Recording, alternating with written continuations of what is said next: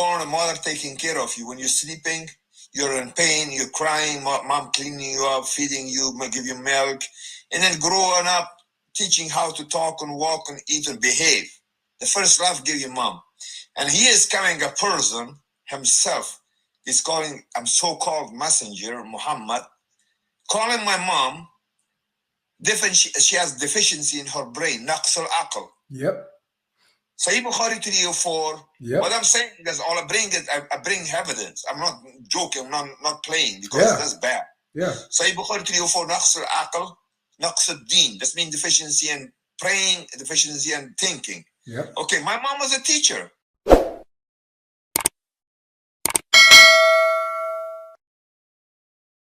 What's going on? I'm pretty good, thank you. My name is Alex. Thanks you brought me up. I'm an ex-Afghani Muslim. I appreciate that you brought me up. Oh, you're an ex-Muslim? Ex-Afghani Muslim. Yeah, from Afghanistan. You might have seldom a person like me up here. Mm-hmm. But I was listening to you, watching you. I appreciate what, I asked before to talk to my friend over there that you were talking before, but I would like to talk to you to open the eyes of Muslims. They have to understand what's going on in Islam, That's why I want to tell you why I left Islam. Yeah, we always got time for that. Usually this is the times for me to just engage. I usually just do the one-on-ones with the Muslims, but you're an ex-Muslim, so I would allow this. I want everybody to hear this. What is it that brought you out of Islam? So, forget about the story. What like 50 or 40 years what's happening in Afghanistan. And I feel the main reason is a lot of stuff. I left Islam. What's happened to me, to my family. It's a big deal, what's happened to me when I was a childhood. Mm-hmm. When the first time what's happened back was in 1970s, 70s, 76, 77. I'm turning 57 years old. I'm not anymore that young anymore. I'm saying I'm much older than you, but God bless you with the way you are, man. You're doing a great job. Thank you. So the first time that happened, that Muslimin got rid of my uncle, which was working for the government back in David time, was before the Communist Party came, right? He was a Muslim. They get rid of him. He was working for Ministry of Commerce. And then my father was a pilot. They destroy him. And then they did something to my niece. What I'm saying, the way it is, what the Muslims are doing. Do you understand what I'm saying? Yeah. So we left Afghanistan because the way it was happening, the Mujahideen took over after when the Russian left. We left before that. We separated. I came to Germany, but just to be clear. The Muslims were mistreating your family, and you guys were Muslims at the time? Yes. Wow. Believe me, my brother, still my mom, my sister, my other sister are Muslims. I'm the person that left Islam. Oh. I'm the oldest from all. My father was annihilated, gone. Yeah. Gone. You understand this? So he gone. My two uncles are gone too, but because they are in Kabul, we're working in Kabul. And when you work in a Kabul, it doesn't matter. You're working for something to bring food on the table, right? Mm-hmm. They were as a kafir or murtad. Yeah. Because they're working over there, so they destroyed them. So I don't want to use the K word or something because I don't want to. Right. Good. Yeah, you got it. Good job. Yeah. So, and then they did it to my niece. You know what I'm saying? There's what a man doing it, force. What Muhammad did to age 69 to a child. They did that to your niece? My niece. These are Muslims who took advantage of your niece? Muslims. This is like people like Taliban, man. Taliban was Mujahideen called. They are the same people, man. Wow. I'm telling you. Okay. Wow. So anyway, when I I couldn't ask question in Afghanistan, because when I ask question in Afghanistan, or you ask and use your brain to ask something, you cannot do it, because in Quran, whatever it is, Surah Yusuf ayat 2, inna anzalna Quran in Arabiya. We send Quran in Arabic language to better understand it. To better understand it. So guess what? My father, my mother, my grandfather, they were not Arabs. They didn't speak Arabic. The people reading Quran, but they didn't understand it, because you cannot ask questions. And this is in Arabic, you pray 5 times salat, or the Shia praying 3 times. So people are like following like zombies, a religion. They can't ask question. Right now too in Afghanistan, you cannot ask question. Yeah. And ladies are treated really badly like an animal, Yeah, that's I terrible. can't say, because I've been in the religion. So when I was reading Quran, like Surah Maida is 33, that's when that's the really bad. Mhm. Like right now I'm talking about the religion. What's going to happen is saying your hands, fingers cut off, Yep. and then you will crucified just like Jesus Christ, or they push you on the corner, right? Or bad. Yep. So this I read it, and then when I read it, there's a saying, if you in hadiths and you live in Islam, then the religion, it should be you gone for good. Do you understand? This means the leaving Islam, right? Yep. You turn murtad. There's mulhad.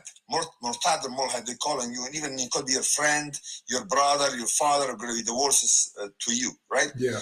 So, but my brother, the worst that hit me really hard when I read the Sahih Bukhari 5134, because I heard that Bukhari is a big book. Yeah. Sahih, Yeah. right? It's huge. But I know about Sunnah, the Sahih Muslim. I didn't know. I just heard about Bukhari knows, because when I read it, the Hazrat Muhammad sallallahu alaihi wasallam, peace, that is what they're saying. He did what he married to Aisha.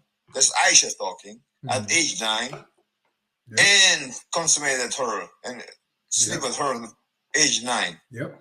Man saying, man, as 9 years old, barely knows left and right hands, still dependent for mom, and she's young, she doesn't understand. So Muhammad was dead. That I couldn't imagine that, because this right now happening in Afghanistan, it's happening in Yemen, right, and Pakistan, and a bunch of Muslim countries. Even the guy could be 70 years old, marry a 7, 8, 9 years old right now. What the way I'm talking right now, right, happening. Yeah. So I read this one, and then imagine yourself. You have a mother. Everybody has a mother, right? We come born from mom. Your mom carry you for 9 months, right? After that, you're born. Imagine, I'm a father. I have 3 children, right? Ages 20 and 23 and 18. And I've been there. I saw what's happening when a child is coming out born. It's the pain that mother are going through. This is, you can't imagine. It's really bad pain, They put needles on your back. So I said, okay, now the mother, when you're born, a mother taking care of you. When you're sleeping, you're in pain, you're crying, mom cleaning you up, feeding you, give you milk, and then growing up, teaching how to talk and walk and eat and behave. The first love give you mom. And he is coming a person himself. He's calling a so-called messenger, Muhammad, calling my mom, she has deficiency in her brain, naqs al-aql. Yep. Sahih Bukhari 304. Yep. What I'm saying is, all I bring evidence. I'm not joking. I'm not playing, because that's bad. Yeah. Sahih Bukhari 304. Naqs al-aql, naqs al-deen. That means deficiency in praying, deficiency in thinking. Yep. Okay, my mom was a teacher. I'm imagining how can be something like that. When I was, my sister is a nurse, my other sister is a doctor. But they're still Muslim, but they think it like this. I said, you can't imagine a woman can be like this. I kid you not. I was showing Muslim girls this very hadith, and they defended it with all they could. It's crazy. They will defend Muhammad, saying that they're stupid. Yeah, Godlogic, brother. Then the worst thing was when Muhammad is talking, When somebody's walking in front of somebody's praying, compare it to a dog, to the donkey, and a woman like this. The three things. Yeah. Oh, wow, that's hit me really hard. Say Bukhari 5:11. Yeah. I say, now I'm done with this because I have the highest respect for ladies. No matter what religion you are, no matter what, the race of gender, color doesn't matter to me because I'm colorblind and it's coming to race. So I'm saying you're my brother. I love you the way they do that stuff because God created us all the same. We all bleed red. That's and it gave you a brain to think. So then I left Islam, my brother. And then the worst thing is happening because I see that people in Afghanistan, even in Muslim countries like Syria and Iraq, what's happened, Shia and Sunni fighting each other, and the person is sleeping, or they're sitting around the table eating, or they're going to masjid, or they're in schools, or in the bazaar, or they're going to grocery store or something, right? Or on the buses, somebody come explode himself, or somebody was smoking hashish. You know what I'm talking hashish is? Like dope, smoke, drugs, and then we're shooting rockets, and it's landing somewhere, and they calling Allahu Akbar. Okay, now these people, other people, guess what? They're Muslims too, but they are dying for no reason. Innocent children, elderly women, young and all, education, not educated, So this is why I left Islam, my brother. I can't imagine something like this happen. Jesus says, Jesus is love, right? He died on the cross. He said, forgive them for them. They don't know what they're doing. Read the John 3:16. Yeah. He said, build your house on a solid rock, not a quicksand.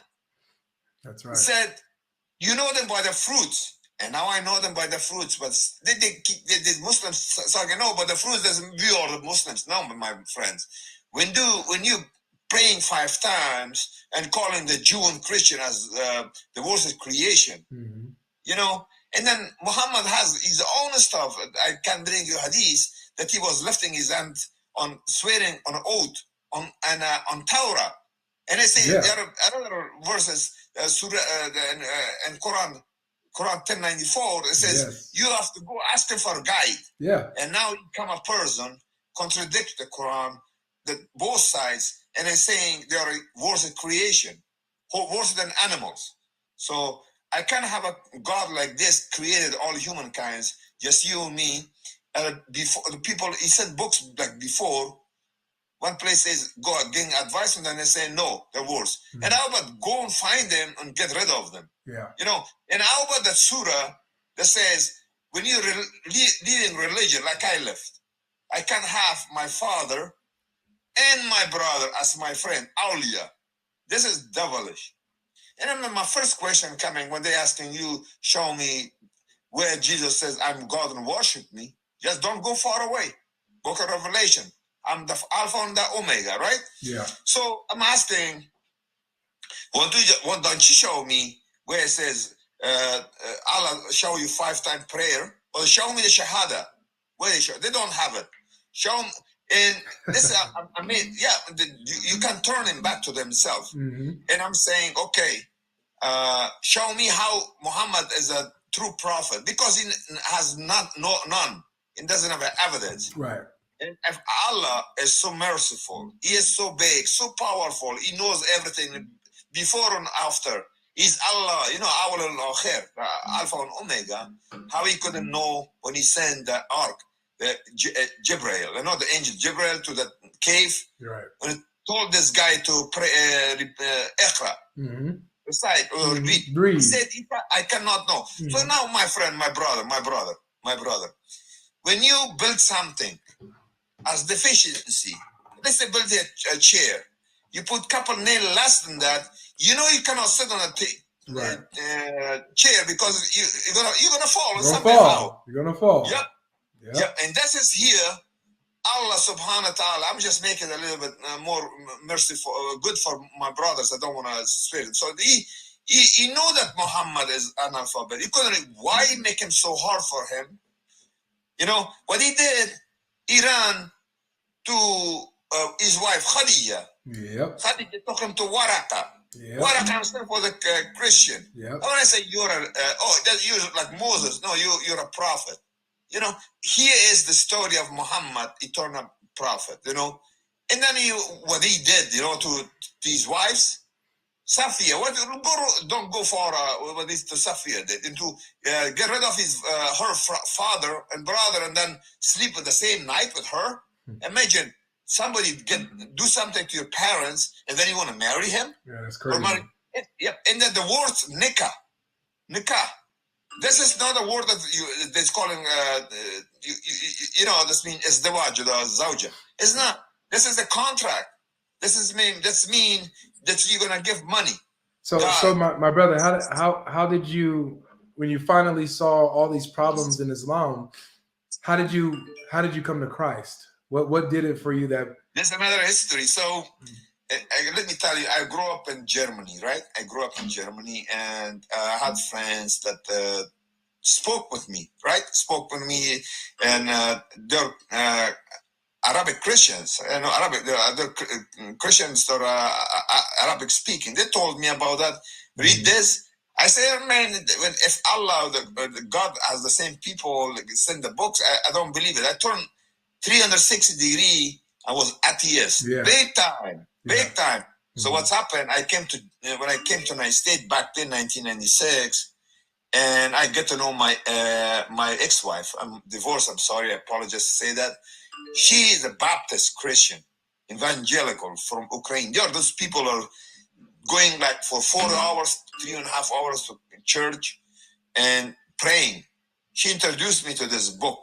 Read a little bit. I said, that's the same book. I'm a person reading when it's to me interested, but it didn't interest me because from Genesis when I start reading, I said it's another book. But what my mother-in-law, ex-mother-in-law told me, get this one in videos or CDs. Listen to it. Because you can keep rewinding it. Do you understand me? Mm-hmm. You can rewind it and verses to verses. You can hear it back. Mm-hmm. And then by hearing, you imagine, like you remember when you say, listen to a song like 30 years ago, when you come back to your mind and you know what's going on. So I put in my car every day from work to home. A little bit listen to it. That verse I told you on the cross, when it was nailing them, he was crying and said, forgive them for they don't know what they're doing. That hit me really bad. I cried, you know, saying, why you do that? And when Jesus Christ, when the lady was stoning, you know, he knows that other people are sinners. The people backed up. That was getting me really bad. And then about the seeds, you know, good seeds and bad seeds. And then you build your house solid on the rock. And all the John 3:16 hit me really bad. That's why I gave my life to Christ. Amen, brother. So if there was one thing, because I'm gonna go ahead and let the Muslim come up now, but if there was one thing that you wanted to leave with the Muslim, as an ex-Muslim, you saw the teachings of Muhammad were horrible. You saw the fruits, how they treated the women, how they treated the Muslim people. And you see how Jesus taught, you saw how Jesus treated his enemies and things of this nature. What's one message that you want to leave with Muslims before I let you go today? Yes, my brother, you know, you see, my family, I have cousins in the United States and all around, in Sydney, you know, in Australia, and I have my sisters in Germany. I have to tell you something else. Really happened to me like 4 months ago. My sister my youngest sister, was living in Germany. She has 5 boys, 1 girl. They visited my mom, which my mom is elderly person. One side is paralyzed, and also she's Muslim, but she doesn't understand. You know, if she would know the time left Islam, she may push me away. But I love my daughter, my mom and my sister. So they come, and my sister invited me to come to them 1 week after when they were in the United States. So I went to them and asked, why you guys didn't tell me first I have to come to airport and come to take you guys in my own car and bring you to my mom. So that was the first mistake they did. Well, but it doesn't matter because of Jesus Christ is love. So I hug him. In a tradition, hug him, kissing. So we're talking. And when it come about why I left Islam, man, I said, the book is not right for me. It's just like a paper. I said, like, just a paper, and they stand up against me. My own nephew hit me. Wow. Hit my son. 15 of them. Wow. Your own family, my brother, in my state. But as Jesus Christ says, turn your cheek one side to the other side. I didn't say nothing. I could have called the police, right? You see, I didn't do that, bro. That's what's happened to me. And I was crying for this. You know, I say, forgive them for them, they don't understand. Yeah. Yes, I did. And now I'm here. I'm telling to my brother Muslims, my sister and brother Muslims, read your book in your own language, then you understand what's going on. Don't treat your mom bad. Love your enemies. You know, and when you got off, be humble. My voice is really loud. That's the way I'm talking. I'm not a person that's going to be really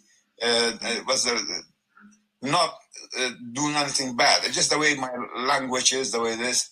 But man, I'm telling you, read your Quran, your hadiths, and then you come to common sense. Amen. And find a way that you want. If you believe in a mouse, or you believe on a cow, you're praying for something. You know, whatever it is, be humble. Do your own search, but don't push it hard to people. Don't force it to people believe on you, right?